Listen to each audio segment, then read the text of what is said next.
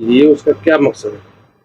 देखिए ऐसा है, हम अपने कार्यकर्ताओं को भी ये कहना चाहते हैं कि वो भ्रमित न हो एग्जिट पोल से, डिमोरलाइज न हो। हम उत्तर प्रदेश में बहुत बड़ी संख्या में चुनाव जीतने जा रहे हैं और 4 तारीख की शाम को, कल शाम तक रिजल्ट आ जाएगा पूरे देश का। इंडिया गठबंधन बहुमत में आने जा रहा है और मोदी जी की विदाई तय है, ये बताने आया हूँ। सर एग्जिट पोल को लेकर के क्या राय है? एग्जिट पोल तो है ही नहीं कोई एग्जिट पोल, वो तो लिख लिया लोगों ने। आपने पता, आपके चैनल ने किया होगा। एग्जिट पोल की तो स्थिति ये है कि हरियाणा में सीटें हैं 10 और एग्जिट पोल दे रहा है बीजेपी को 13 सीटें। तमिलनाडु में सारी 39 सीटें गठबंधन जीत रहा है, वहां कांग्रेस 9 सीटों पर लड़ रही है और एग्जिट पोल बता रहा 13 सीटें जीत रही।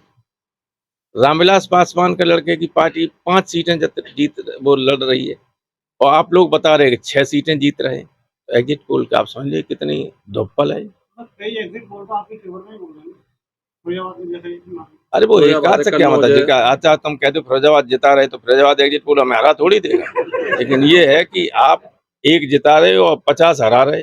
हम कह रहे हैं हम 60 जीत रहे, 60 आप कह रहे 4 जीत रहे। एक क्वेश्चन है कि प्रधानमंत्री अपने संसदीय हिस्से से जीत रहे हैं कि हार रहे हैं, कि उनकी कैसी टक्कर है? अब प्रधानमंत्री जैसा टक्कर में है, वो भी हार रहे लेकिन नहीं, अगर हम ये नहीं कह सकते कि वो हार रहे हैं। वो प्रधानमंत्री हैं, इसका लाभ तो उन्हें मिलेगा ही, लेकिन हमारे उम्मीदवार को 4 लाख से कम वोट नहीं मिलेगा, ये समझ लो। तो इस बार इंडिया गठबंधन की सरकार बनने जा रही है। निश्चित रूप से, कम से कम निश्चित कितनी रूप सीटें आएंगी इंडिया गठबंधन में? हम तो उत्तर प्रदेश में जान रहे हैं 60 कम से कम आए। नहीं, जैसे खड़गे जी ने बताया 295 बताई मैंने। 295 सारे उत्तर प्रदेश, सारे देश से पूछ के बताई थी, लेकिन सारे लोगों ने वहाँ कम कम सीटें बताई थी, तब 295 होती। नहीं तो ज्यादा बढ़ सकती है, बढ़ेंगी ही। कल की मतगणना को लेकर के क्या राय है? क्या अपील आपकी?